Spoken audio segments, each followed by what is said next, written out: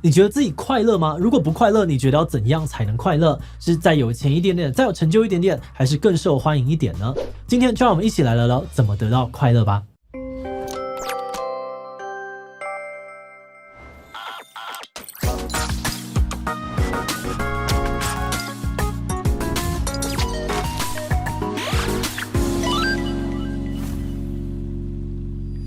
Hello， 大家好，我是志奇。来自美国的哈里逊呢，是很多人眼中的人生胜利组。他用优异的成绩从顶尖大学毕业，找到了体面的工作，住在漂亮的房子里面。但他发现自己非常的不快乐，内心总有一个声音告诉他，只要再努力一点就会快乐。可是他每次在努力的做到更好，距离快乐还是感觉差那么一步，好像永远都追不到。他就很纳闷，自己明明做了大家都说可以得到快乐的事情，为什么还这么的不开心？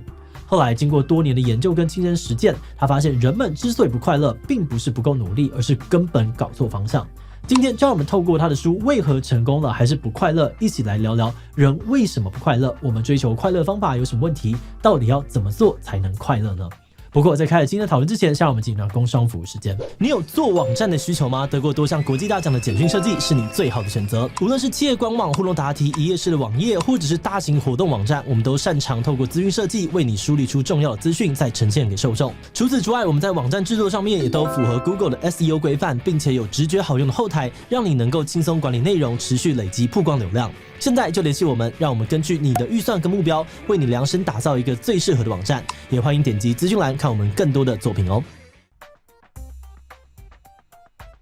哈里逊认为很多人都会替快乐设定一个目标，觉得只要达到这个目标就能够得到快乐。最常见的目标呢是金钱，很多人觉得只要够有钱就能够买房啊、买车或出国旅游，满足所有的物质需求，自然就会快乐。也有人呢希望在工作上面取得更好的成就，因为这不但代表自己比别人更优秀，还可以得到大家的尊敬跟推崇。那有些人或许没有这样的野心哦，但他们也会认为只要努力的符合社会规范，或是满足家人的期许，就可以得到快乐。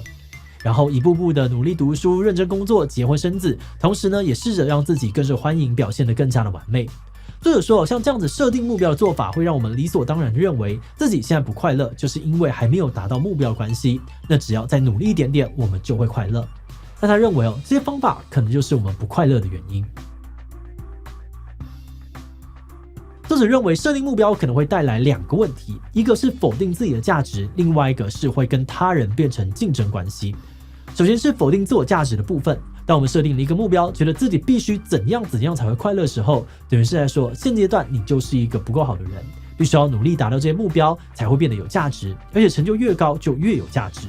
这样子一来呢，努力就会变得没有尽头，因为人永远都不会觉得自己已经足够完美，所以就必须一直努力下去。但作者认为身为一个人本身就是有价值的，不需要追求完美。而另外一方面，追求像是财富啊、名声、外貌这些外在目标，还会有问题，就是会让我们把所有的人都当成竞争者，必须要赢过别人才能够证明自己比较优秀。但就像追求完美一样，这个目标一样没有尽头，因为永远会有人比我们更加的优秀，而且追逐这些看不到终点的目标，往往也会带来痛苦，同时减少快乐。除此之外呢，作者也强调，当我们跟别人竞争的时候，也等于是把自己跟他人分离，降低人与人之间的连接。他认为个人主义呢，常常教我们要与众不同，具备独立解决问题的能力，而且不能够依赖别人，这些都让人与人之间变得更加的疏离，也是造成不快乐的原因之一。那这样听下来，为了要获得快乐，难道我们做事情都不能够设定目标了吗？也不是这么说。作者认为，我们应该要从追求外在目标转而追求内在目标，也就是关注自己的内心需求，可能比较可以得到快乐。举例来说，如果我们跟朋友相约一起跑马拉松，外在目标可能是超越某个人，获得某个名次，那就要等到比赛完成，甚至得到好成绩才会快乐。那内在目标呢，比较像是借着这一次马拉松，我可以跟朋友一起运动，释放平时的工作压力，我们在过程当中就可以得到快乐。而除此之外呢，作者认为跟他人建立连结以及帮助他人，也都是得到快乐的重要途径。书中提到，哈佛大学曾经有一项研究，花了80年的时间追踪了724人的生活方式，研究发现，那些感觉到快乐的人，都是跟别人关系最紧密的人。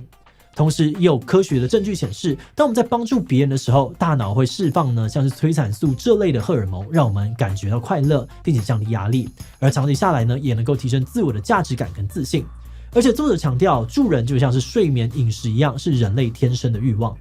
曾经有研究团队针对3到18个月大的婴儿做实验，他们让一位研究人员假装受伤，在婴儿面前抱着膝盖痛苦的哀叫。结果发现，就算是只有3个月大的婴儿，也会对研究人员露出关切的神情，而18个月大的婴儿甚至会试图去找人帮忙，或是将自己心爱的物品交给研究人，想要让对方好起来。所以作者建议呢，我们除了在别人需要帮助的时候伸出援手，也可以化被动为主动，利用自己的天赋，让帮助他人变成生活的一部分。可是我们要怎么样知道自己的天赋是什么呢？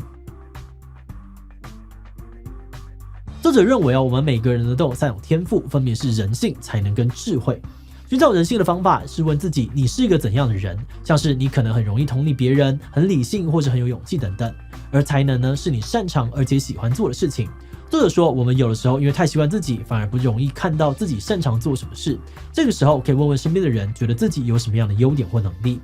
他们可能会认为你是个很会说故事的人，或是你很会帮大家安排旅游行程。这些答案或许都可以帮助你找到自己的才能。而第3个天赋智慧是代表你所知道的事情，它来自你从小到大的经验。作者说，每个人的人生经历都是独一无二的，所以你的智慧也是独一无二的。举例来说，如果你有家人呢是视障者，那你可能就会比其他人更了解视障人士在生活当中会遇到什么样的问题，他们需要什么。那合并上面这3种天赋，就能够帮助你找到最适合自己的助人方式。举例来说，纽约有名叫做康斯塔利的这个物理治疗师，他的工作是协助孩子改善运动能力。这是因为他的父亲常年深受神经肌肉方面的困扰，那看着父亲受苦给了他想为生病的人提供协助的人性。而他自己呢，本身也会练点木工，木工就成为了他的才能。最后了解父亲需要怎样的帮助，是他从多年经验当中得到的智慧。所以他运用这些天赋，免费的替有神经元疾病的儿童量身制作专属的家具，让他们可以做得更舒服一点点。而这些付出就让他得到了满满的快乐。那上面提到的都是我们要如何帮助别人，但作者认为学习接受别人的帮助也一样重要。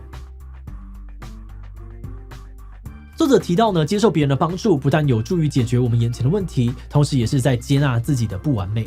前面有提到，我们之所以不快乐，其中一个重要的原因就是认为自己要够完美才有价值。那扭转这个价值观呢，我们可以试着勇敢求助并接受别人的帮忙，因为这等于也是在告诉自己，我不用完美也没有关系，我一样是一个有价值的人。同时书中也提到，我们常常低估了别人想要帮忙的心意。心理学家曾经做过一项研究，他们让参与研究的人向别人提出各种要求，并猜测对方会不会答应，就发现参与者严重的低估别人愿意帮忙的可能性。作者说，我们常常会因为怕造成对方困扰，或是怕扫对方的兴而不想麻烦别人，但很有可能别人其实很乐于帮助我们。最后也是最重要的一点，接受别人的帮助其实也是在加强自己跟他人的连接。在被帮助的过程当中呢，可以把我跟他变成我们，那当彼此的连接越来越多，就等于是把越多人都当成是自己人。这样一来除了能够享受连接所带来的幸福感，也能够增加彼此之间的同理心，减少对立的发生。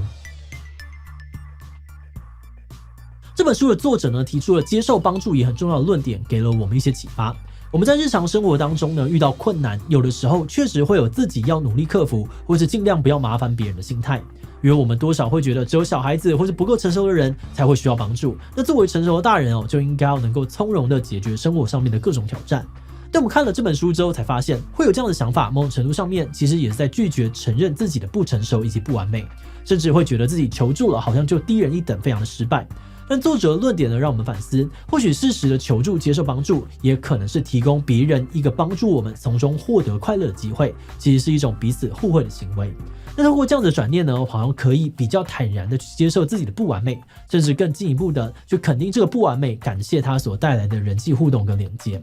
那除了我们刚刚分享的内容这本书还提供了很多真实的案例以及实用的方法，试图要帮助我们发掘天赋，并且学习如何应用天赋，甚至结合到我们的生活当中。那如果你对这个主题有兴趣，很推荐你去找这本《为何成功了还是不快乐》来看看哦。最后也想来问问大家，你觉得自己快乐吗？如果不快乐，不快乐的原因是什么呢？我不快乐，因为我觉得想买的东西都买不起。B，我不快乐，因为呢时间都被工作占满了，没有办法做自己想做的事。C，我觉得很快乐，想要的都有了。D，我觉得还好，我没有什么想要的东西。一起和留言分享你的想法吧。最后，如果你喜欢今天的影片，欢迎分享出去，让更多人知道为何快乐总差一步。此外呢，也可以点这个地方看人为何自杀以及工作的意义。那么今天这一期就到这边告一段落，我们就明晚再见喽。